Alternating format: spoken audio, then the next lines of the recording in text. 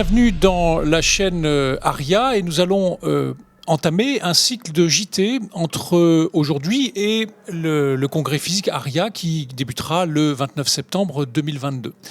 Alors, 3 JT avec 3 thèmes différents et chaque JT va être décomposé en 3 petites séquences. La première séquence qui est ARIA vous éclaire et qui va permettre de circonscrire en fait le sujet, de définir exactement les contours de ce sujet.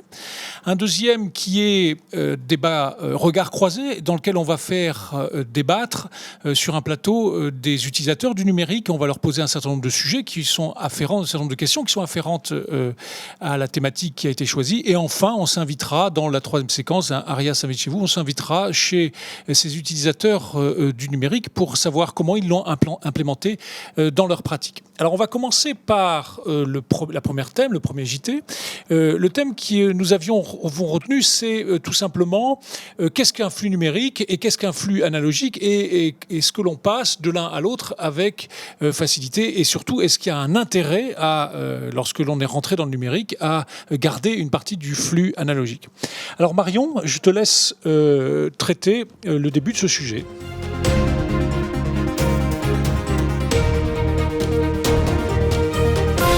Alors en effet, nous abordons aujourd'hui dans ARIA vous éclaire les termes, les définitions du numérique et de l'analogique et ensuite nous irons sur la notion de flux numérique complet. Qu'est-ce que l'analogique et le numérique ? Assez rapidement, quelques définitions pour bien cerner ce sujet. Comment on définit le numérique ? C'est la représentation ou la traduction d'une information par un nombre fini de points, de nombres de 0 à 1. C'est vraiment une information binaire et le numérique s'est surtout développé grâce à l'avènement de l'informatique.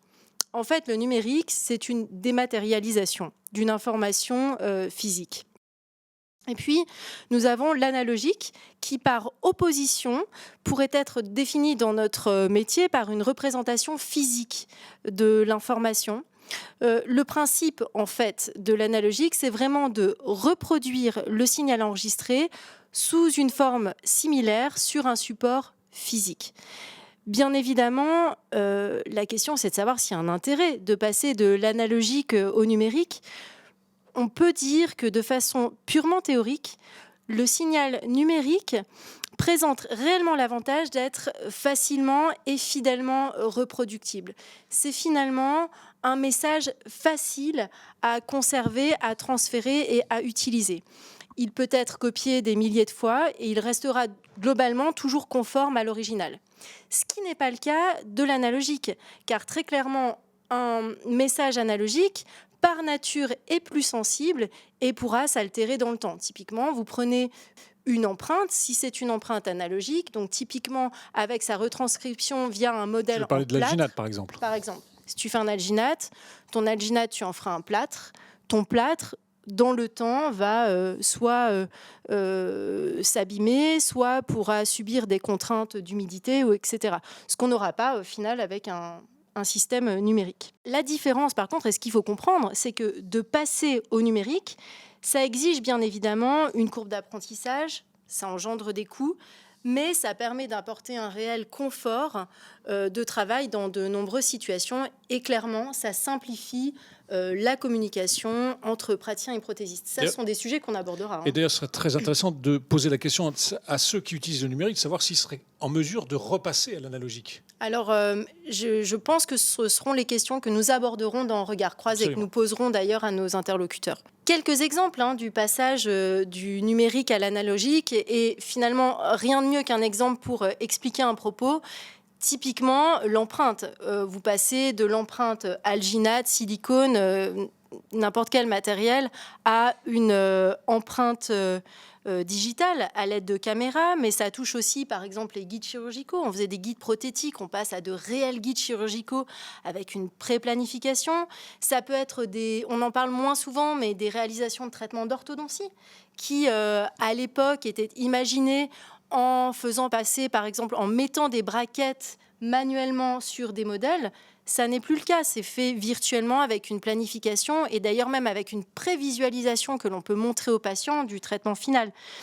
Et puis, ça peut passer par différentes étapes, à différents moments, aussi bien au cabinet qu'au laboratoire. Il y a aussi une autre définition qu'il est important de pouvoir donner, c'est, et ça Thomas, je te laisse juste nous l'expliquer, la notion de FAO, CAO, CFAO, qu'est-ce qu'on entend par là? Parce que ces termes, on les a souvent. Hein. La CAO n'est en fait véritablement possible parce qu'il y a un ordinateur. CAO, c'est conception assistée par ordinateur. C'est à partir du moment où on a un fichier numérique, par exemple une empreinte, on va être capable de simuler avec un logiciel. On le voit dans l'exemple qui est montré à l'heure actuelle, on est capable de simuler la future dent, ou on est capable de simuler la position du futur implant par rapport à l'os résiduel, par rapport à la future prothèse, et de dessiner un guide chirurgical.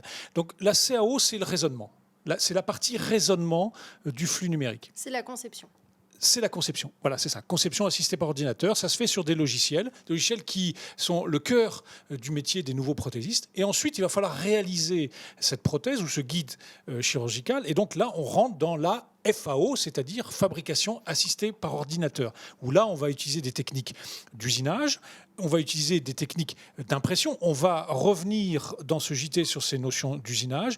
Et ce qui est intéressant avec l'évolution des matériaux, c'est de comprendre que si l'usinage a encore une partie prépondérante de la fabrication, de la FAO, c'est que, on dit en plaisantant, c'est que l'impression, c'est la nouvelle usinage. C'est-à-dire, printing is a new milling. C'est-à-dire que petit à petit, l'avènement des nouveaux matériaux va augmenter la part de l'impression dans la FAO et faire diminuer la part de l'usinage dans la FAO. Donc CAO, c'est la partie raisonnement, alors que FAO, c'est la partie fabrication.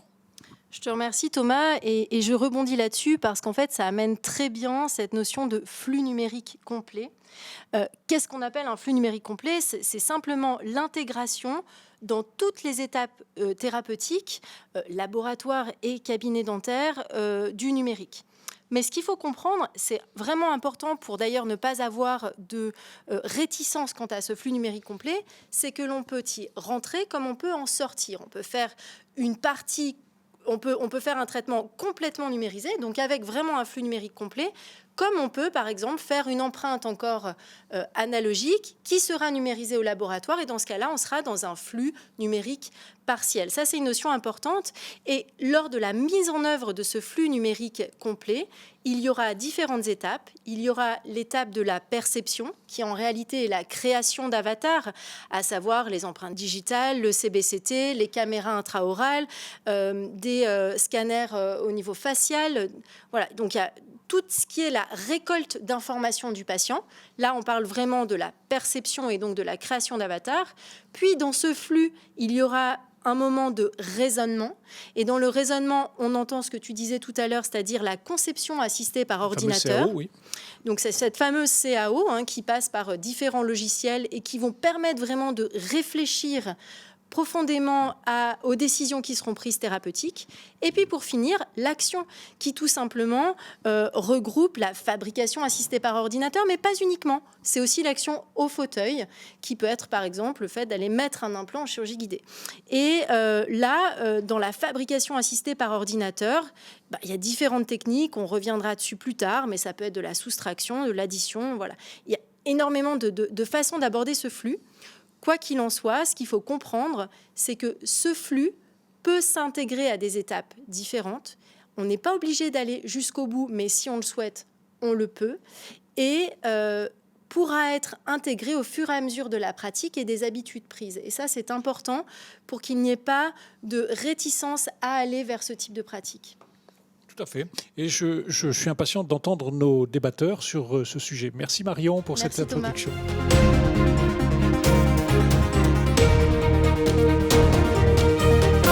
J'ai le plaisir de présenter nos 3 invités aujourd'hui sur le plateau. Je commence avec toi, Pierre-Ange.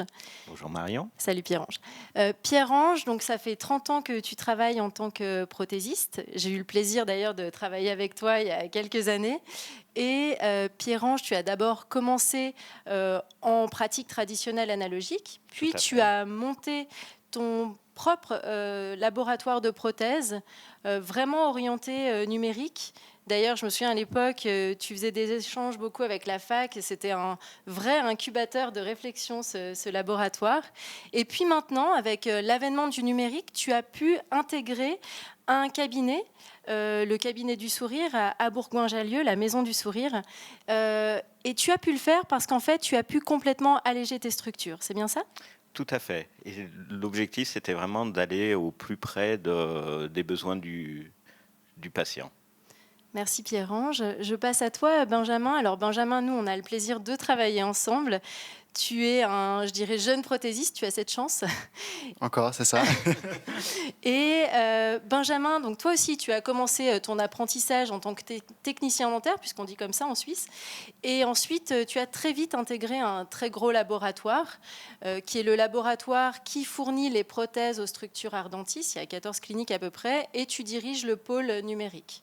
C'est ça ? C'est ça, exactement. Donc, j'ai commencé, je dirais, le métier par, comme tu l'as dit, la façon analogique. Et puis, très vite, le numérique m'a intéressé. Et je pense que c'est un peu le futur. Donc, j'ai eu la chance de pouvoir me lancer là-dedans.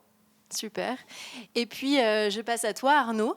Bonjour. Salut Arnaud. Arnaud Allegrini, tu es dentiste. Tu fais partie de cette jeune garde de dentistes qui est pleinement convaincue par le numérique, je dirais farouchement ancrée dans le numérique, c'est ça ? Oui, c'est ça. Moi, j'ai eu la chance de commencer au cabinet de Thomas Fortin, la maison du sourire. J'ai très vite pris le pas du numérique et j'ai pas pu m'en passer. Donc maintenant, j'essaie, en tout cas dans une volonté de qualité, de faire du tout numérique. Tu sais ce que c'est que le plâtre ? Non, je connais pas le plâtre. Non plus. Non, non. Ah bah voilà, on est bien.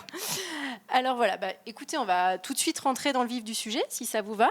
À votre avis, pourquoi certains laboratoires ou certains praticiens n'arrivent pas encore à prendre le pas du numérique ? Je commence par toi, Pierre-Ange ?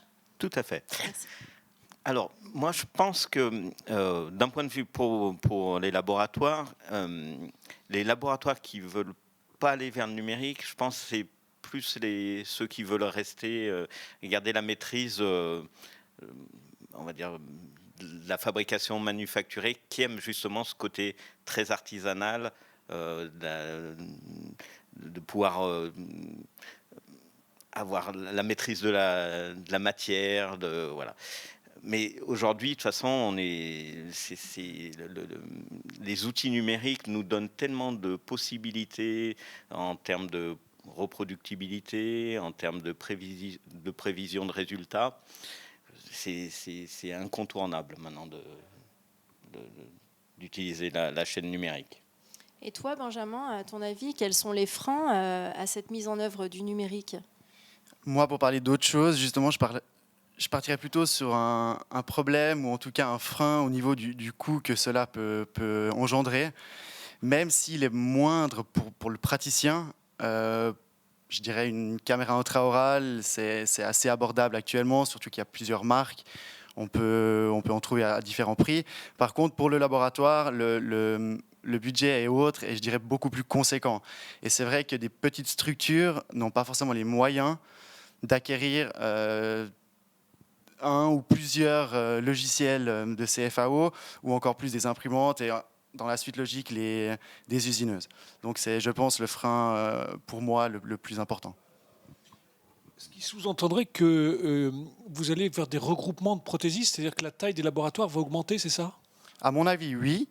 Je pense que les laboratoires qui ont fonctionné, qui arrivent, je dirais, sur le terme de leur carrière professionnelle, s'en sortiront, je dirais, encore comme ça.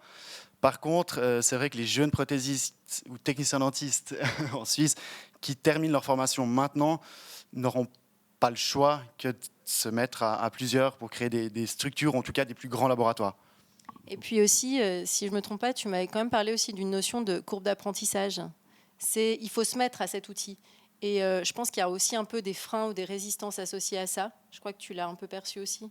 Oui, c'est ça. C'est vrai que les personnes qui vont commencer là-dedans n'ont pas forcément l'envie ou le temps de se former, parce que c'est vrai que ça demande passablement de sacrifices, je dirais, pour acquérir toutes ces nouvelles connaissances. Et puis, un laboratoire qui fonctionne à 1 ou 2 employés, avec une production qui est déjà acquise, ou en tout cas qui fonctionne, c'est pas évident de trouver du temps pour pouvoir faire toutes ces phases d'apprentissage et aussi de test. Et toi, Arnaud, du coup, dans la pratique au cabinet? Moi, du côté du dentiste, le frein majeur que je verrais, c'est la manière de travailler qui change complètement. Toute la chaîne est modifiée. Je pense que pour les vieux dentistes, c'est compliqué de changer sa manière de travailler. Après, il y a le coût qui est évoqué. Je pense qu'il faut le voir comme un investissement parce qu'une fois que la manière de travailler est prise, la chaîne est très maîtrisée, on a de la reproductibilité, de la prévisibilité. Toujours pareil dans une volonté d'améliorer la qualité pour le patient. Après, je vois pas énormément de freins, mais moi j'ai commencé très tôt le numérique, j'ai très peu connu l'analogique. Donc c'est un petit peu biaisé aussi, mais il faudrait peut-être demander à un dentiste plus expérimenté. Un tout petit exemple. En quoi la façon de travailler a été modifiée? Donne-nous juste un exemple qu'on comprenne bien. Eh ben, l'exemple le plus frappant, assez simple, c'est le pré-scan. C'est-à-dire qu'avant d'attaquer une taille, je remplace par exemple un vieil amalgame sur une patiente, un patient. Eh ben, si on veut garder la morphologie occlusale initiale ou même de la dent, eh ben, on peut faire un pré-scan. Le prothésiste, il l'aura. Après, moi, je taille. J'ai la taille de la dent. Et ça permet donc d'avoir un avant, conserver cette morphologie, et un après la taille. Et ça, c'est une manière de travailler. C'est-à-dire que le patient arrive, la première chose qu'on fait, c'est l'empreinte. Et la prise d'occlusion? La prise d'occlusion, elle se fait aussi à ce moment-là, avant de commencer, assise. Donc en fait, c'est un changement de paradigme, le numérique, en termes de travail. Et à ton avis, est-ce qu'aujourd'hui, tu serais en mesure de faire marche arrière, de retourner vers de l'analogique? Ah non, pour moi, ce serait impossible. Complètement impossible, parce que c'est toujours pareil, ma chaîne de travail, elle a été faite d'une certaine manière. Acquisition des données, planification. Alors ça peut être fait aussi avec le prothésiste. Il y a la conception, la fabrication, c'est pareil, c'est le prothésiste à laquelle le dentiste doit participer, je pense. Enfin, c'est indéniable. Ensuite, il y a la mise en place ou la réalisation clinique avec le patient au fauteuil. Et puis, pour finir, il y a le suivi patient. Toute cette chaîne, elle est faite autour du numérique pour nous. Est-ce que tu as le sentiment que tu gagnes un certain nombre d'étapes grâce au numérique?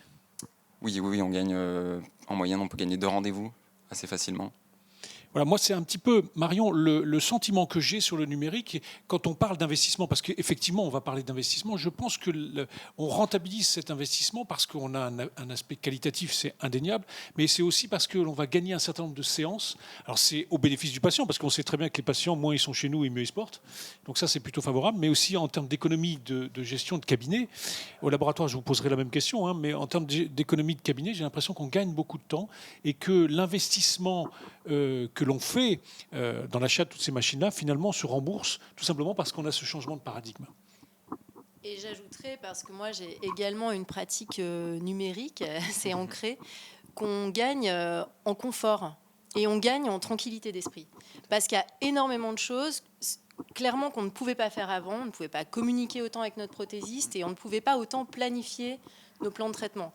Et c'est vraiment ça, c'est la CAO, la conception assistée par ordinateur, qui prend sa place à peu près à chaque étape. Et en fait, il me semble que aussi bien pour les prothésistes que pour les dentistes, c'est le point crucial qui change tout. Oui, de toute façon, c'est vrai que l'avantage du numérique, c'est ça, c'est de pouvoir passer plus de temps en amont, en planification, une planification qui est collégiale et du coup qui donne un résultat qui est bien plus prévisible. Donc on a compris, du côté des dentistes, on ne fera pas marche arrière. Et vous, Benjamin? Non, moi personnellement, je ne ferai pas marche arrière pour diverses raisons, mais je dirais que le numérique apporte tellement de choses en termes de communication, comme le disait Marion, en termes d'organisation. Pour moi aussi, c'est important de pouvoir avoir un visuel d'un travail qui rentre jusqu'à sa sortie et finalement de voir toute l'évolution et toute la chaîne de production simplement, je dirais, derrière un ordinateur. Donc c'est vrai que le métier change un peu, mais pour moi, en tout cas, en tant que responsable, c'est important de pouvoir checker ça tout au long de l'élaboration du travail. Après, c'est vrai que ça va vite, le numérique va vite, il y a beaucoup de nouveaux logiciels qui se développent et qui sont sur le marché actuellement. Je pense que c'est important de savoir exactement sur lequel on veut partir, en tout cas faire des premiers essais avec ce logiciel-là. Et puis c'est savoir aussi qu'il y a des contraintes peut-être qui peuvent venir plus ou moins tard, mais notamment sur l'assemblage de plusieurs logiciels. C'est-à-dire qu'on peut travailler, nous par exemple au laboratoire, on travaille avec un logiciel de conception.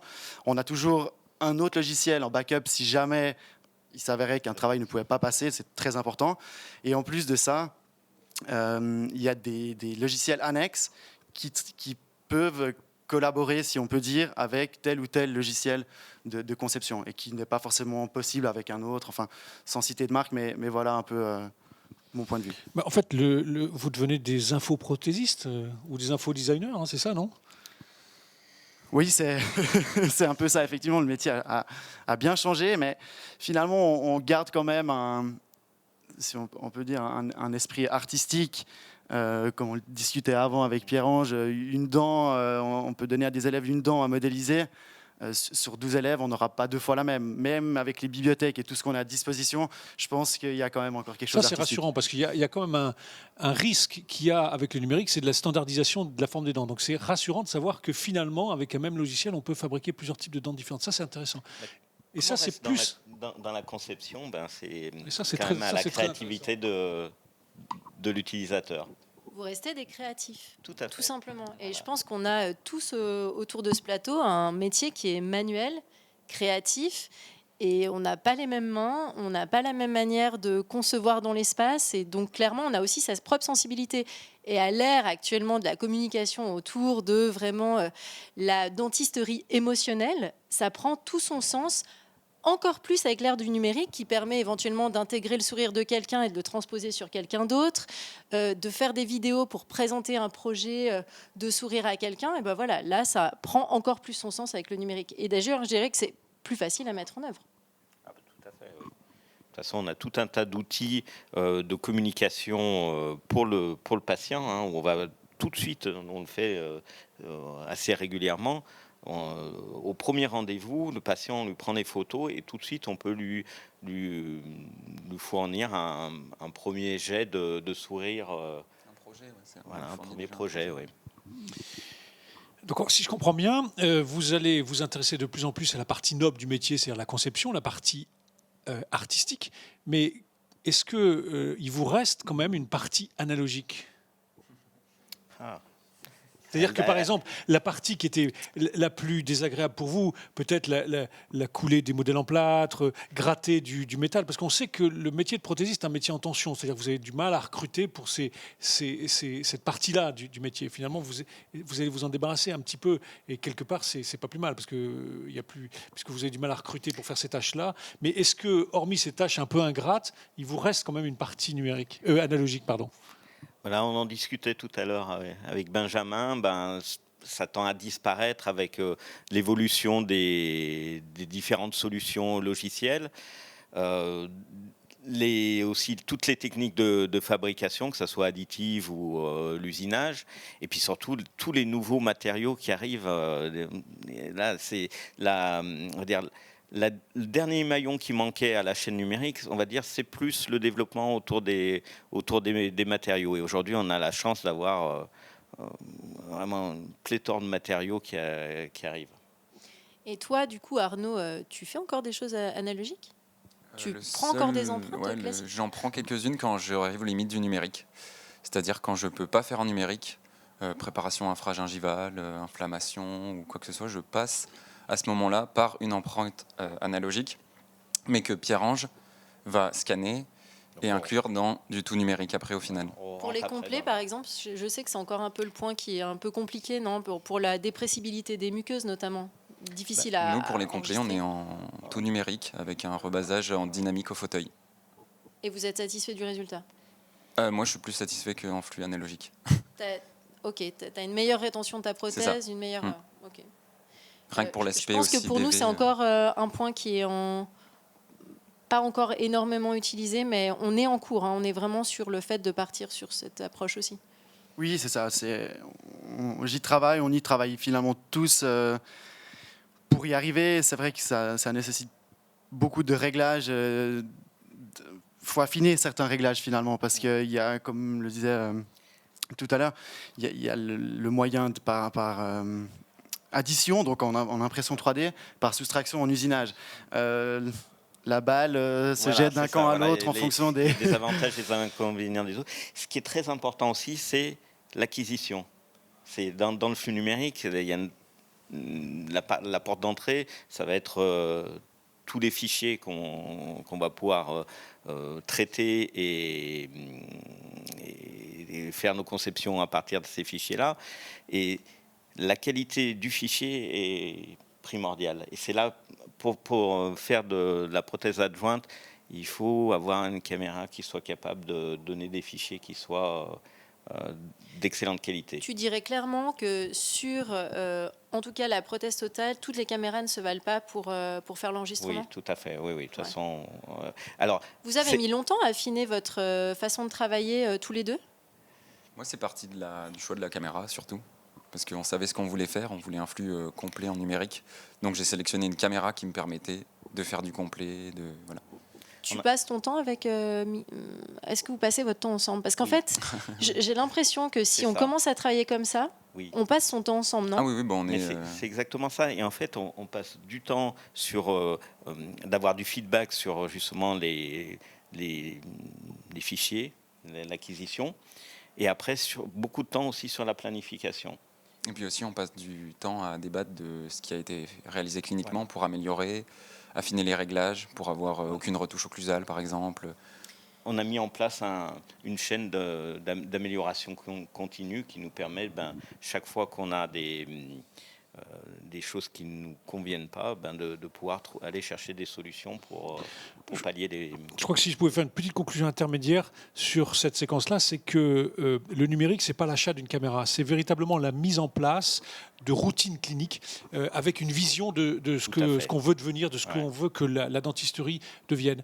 Et se contenter d'acheter un petit bout de numérique comme une caméra, c'est en fait passer à côté du raisonnement global du numérique, et ça, c'est bien dommage.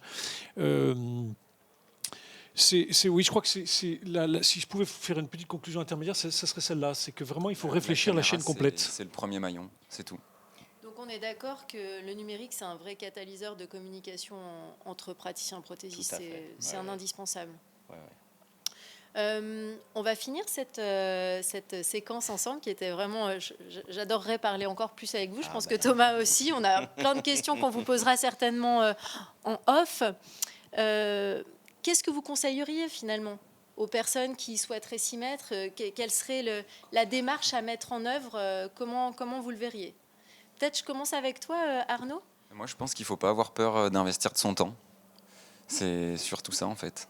Prendre le temps de se former, il y a une courbe d'apprentissage, maîtriser la chaîne, communiquer avec son prothésiste, sélectionner un prothésiste qui en est capable, qui est formé. Investir de son temps, je pense que c'est la clé. Et toi, Benjamin?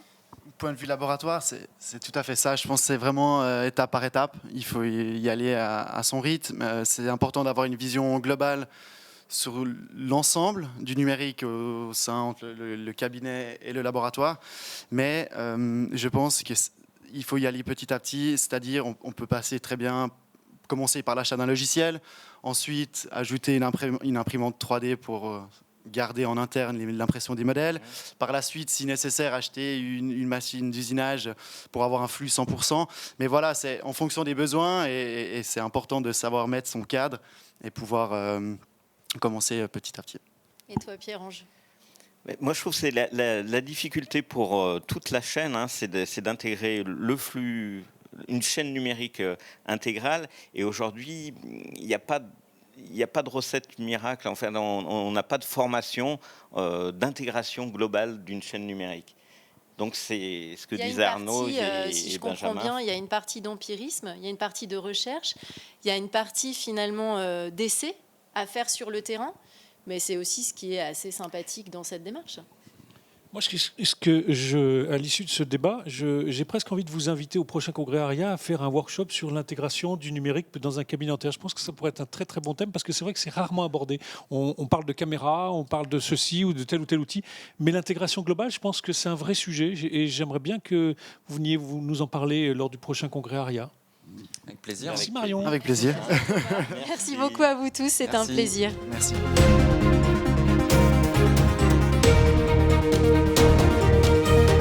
Alors dans cette séquence ARIA s'invite chez vous, on retrouve nos deux invités, Pierre-Ange et Benjamin. Thomas, je te laisse nous présenter cette séquence. Merci Marion. Effectivement, dans les différentes étapes du flux numérique, on a trouvé intéressant de se focaliser sur la problématique de l'usinage, qui est une problématique qui est complètement différente, une approche qui est complètement différente selon que l'on a affaire à un gros laboratoire qui va pouvoir investir sur des grosses machines ou des laboratoires qui sont de plus petite taille, par exemple les laboratoires qui ont intégré des cabinets dentaires. Les questions, c'est d'abord, est-ce qu'on peut déléguer l'usinage, quels risques et quels avantages en découlent? Alors on va commencer par toi, Pierre, qui a fait le choix d'un laboratoire de petite taille et d'intégrer un cabinet dentaire. Voilà, donc moi je suis tout seul au cabinet et donc j'ai fait le parti pris en fait de centrer mon activité sur la conception. Donc je suis présent dès l'acquisition, donc j'ai la possibilité de pouvoir analyser tout de suite les données entrantes. C'est pour moi la clé de voûte. Si on a des bons fichiers, des bonnes données, on va pouvoir faire de bonnes conceptions et surtout, ça me permet de pouvoir déléguer la partie fabrication. Donc ce qui est important dans l'acquisition, c'est déjà aussi de pouvoir collecter les données. On a le fait d'être sur place, on a créé un intranet qui nous permet de collecter toutes les données à un seul endroit avec des formats prédéterminés. Donc c'est un gain de temps et une fiabilité sur, la réception des données. Après, j'ai investi beaucoup dans les solutions logicielles pour pouvoir traiter 100% du plan de traitement en numérique, que ce soit de l'orthodontie, la chirurgie guidée et toute la conception de prothèses. Après, toute la partie, une fois que la conception est réalisée, qui a été validée, parce qu'on passe beaucoup de temps à planifier nos réalisations collégialement avec les praticiens, de manière à être prévisible. La partie fabrication, j'ai décidé de la déléguer à un centre d'usinage qui est pas très loin de chez moi et qui a l'avantage en fait d'avoir un parc de machines très très important, soit en fabrication additive, soit en usinage, qui me permet aussi d'avoir accès à un grand choix de matériaux qualifiés par ce centre d'usinage. Et c'est vraiment un autre métier. La fabrication, c'est vraiment un métier à part entière. Elle a presque plus d'industriel. Et en quoi consistent exactement tes activités dans ton laboratoire, à part la conception sur le logiciel?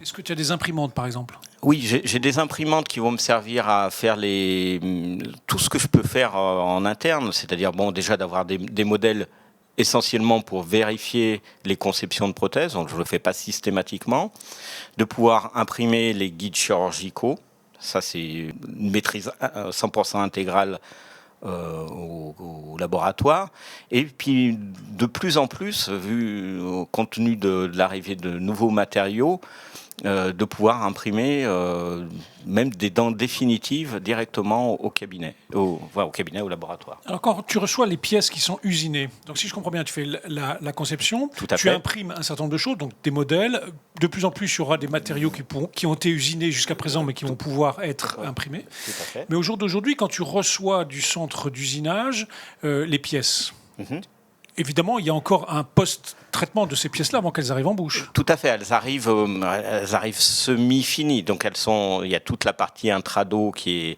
est parfaitement usinée où je n'ai pas de reprise à faire.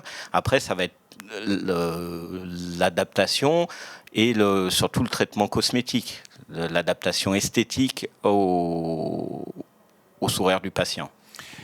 Et enfin, si je puis me permettre une dernière question, on voit bien sur le plan économique l'intérêt de déléguer à l'usinage, parce qu'effectivement, une machine à usiner, ça coûte très cher. Mais hormis l'avantage économique là, que tout le monde comprend, est-ce qu'il y a d'autres avantages à déléguer l'usinage? Oui, alors l'avantage économique, effectivement, acheter un parc de machines, c'est coûteux.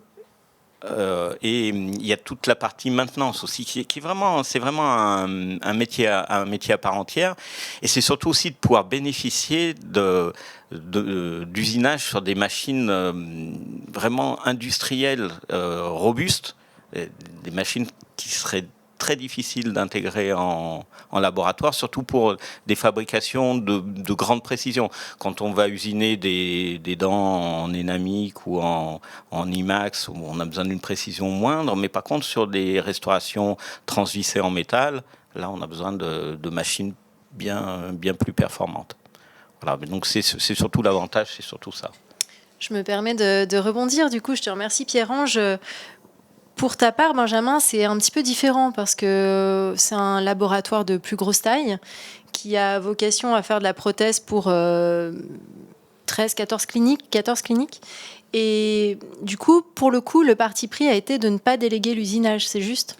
C'est ça, donc on a 2 usineuses, donc on a tout le flux de travail qui reste en interne avec 2 usineuses, une pour l'usinage à sec et l'autre en humide, simplement pour ne pas éviter un nettoyage à chaque usinage ou à chaque changement de matériaux. L'idée était, dans un premier temps, de commencer à développer le secteur sans ces machines-là, parce qu'effectivement, c'est un gros outil de collaboration en plus, si on veut bien. Et puis, c'est vrai que c'est compliqué à entretenir et à utiliser. Donc, au début, on a travaillé avec le centre d'usinage, avec les machines où on a acheté, si on veut bien, pour se donner une idée réelle de ce qu'on allait recevoir ensuite comme pièces et comme finition, les réglages qui étaient possibles, les stratégies. Donc voilà, actuellement, on possède ces 2 machines et puis on garde le flux de travail en interne. Est-ce que, parce que ce que dit Pierre-Ange, c'est qu'il y a certains usinages qui nécessitent une technologie particulière. Est-ce que c'est une technologie que vous avez et est-ce que c'est si simple que ça de déléguer l'usinage sans connaître les paramètres de production, sans maîtriser certains paramètres ? C'est une bonne question. Alors, non, c'est pas évident. Même si la grande partie et la grande majorité des réglages se font au moment du design, il y a toute une stratégie d'usinage qui vient par la suite pour élaborer les pièces et les blocs à usiner. Donc, c'est vrai qu'on est limité parfois quand on doit sous-traiter, parce que le centre d'usinage, souvent, ils ont des protocoles assez stricts où ils doivent s'y tenir pour garantir finalement une reproductibilité à chaque cas, si on veut bien. Alors que nous, avec les machines en interne, on a la possibilité d'optimiser et d'être un tout petit peu plus précis, je ne peux pas dire précis, mais d'être un peu plus personnalisé dans le choix de stratégie qu'on veut apporter pour telle et telle restauration, si une préparation est plus ou moins profonde. Donc voilà, en fonction du type. Tu veux dire que pour vous, c'est la possibilité de vous adapter de manière un peu plus personnalisée à un praticien, parfois de ne pas déléguer l'usinage, c'est ça ? C'est ça, exactement. Ok. Et au final, est-ce qu'il y a le réel avantage de la production en interne pour vous, c'est quoi ? Parce que c'est de pouvoir finalement avoir un œil sur tout le flux de travail. C'est-à-dire que je reçois mon empreinte de façon numérique, je traite la commande, ensuite il y a un design qui est effectué, et après on passe à l'usinage, l'impression des modèles si nécessaire. Le fait de sous-traiter à cette étape-là, ça nécessite aussi une grande organisation. On ne peut pas simplement prendre un fichier, l'envoyer en se disant bon, on va recevoir la pièce. Ça nécessite une organisation par rapport à la quantité de travail qu'on a, de savoir ce qui est en interne, ce qui est sorti. Donc, on en a eu l'expérience. Je me suis rendu compte que c'était une autre approche. Tu veux dire que pour un gros cabinet, c'est une logistique qui est finalement presque plus lourde ? Oui, tout à fait. Tout à fait. Même si l'usinage engendre peut-être d'autres problèmes ou une autre infrastructure, je pense que c'est important, avec la quantité de travail, de pouvoir absorber ça directement en flux complet au laboratoire. Parfait. Je crois que c'est assez intéressant d'avoir ces 2 points de vue. Je ne sais pas ce que tu en penses, Thomas, mais c'est vrai qu'à chaque activité, et là encore, c'est tout, je trouve, tout l'intérêt du numérique, c'est qu'on s'adapte en fait. Le numérique permet, en fonction des situations, en fonction de ce qu'on veut gérer dans le flux, aller sur des choses plus ou moins complètes, parfois sortir de ce flux, y retourner, parfois le déléguer, et en tout cas, on peut le faire via cet outil. Absolument. On voit bien 2 approches, deux approches économiques de cabinet, de laboratoire. Un plus petit qui intègre un cabinet dentaire avec tous les avantages qu'il y a de la proximité avec le patient, et puis un plus gros qui va gérer, effectivement, travailler pour 15 ou 16 cliniques, les cliniques Ardentis en l'occurrence en Suisse. Effectivement, 2 approches différentes, extrêmement intéressantes. Le maître mot étant au final que tous les 2 vous cherchez une qualité optimale et que dans des situations différentes, pour obtenir cette qualité optimale, la stratégie peut différer. Absolument. Voilà, la chaîne est différente. Ouais. Exactement. Merci beaucoup à tous les 2. Merci. Ma chère Simone, merci. Guy Lux. Nous arrivons à la fin de ce premier JT. Nous espérons que vous avez eu du plaisir à le visionner. Nous en avons eu beaucoup à le faire avec nos invités, Benjamin, Pierre-Ange, Arnaud. Et ce sera le début d'une longue série d'autres JT. Bien évidemment, ces JT sont aussi là pour lancer et préparer le futur congrès ARIA. Ma chère Marion, moi aussi j'ai eu énormément de plaisir à participer à ce JT en ta compagnie et puis avec nos trois interlocuteurs. On voit que se dégage une idée forte de ce JT, c'est que le numérique, c'est pas l'achat d'une caméra ou de tel ou tel module, c'est une chaîne complète qui a un impact sur la façon de travailler, qui va imposer un changement de paradigme et qui va restructurer nos cabinets, mais également les laboratoires de prothèses. Il en ressort clairement qu'un certain nombre d'innovations vont accompagner ça, notamment avec les matériaux. Donc ce qu'on vous propose évidemment, c'est de se retrouver du 29 septembre au 1er octobre 2022 lors du congrès ARIA pour aller plus loin dans ce débat. Écoutez, à très bientôt pour le congrès ARIA. À bientôt.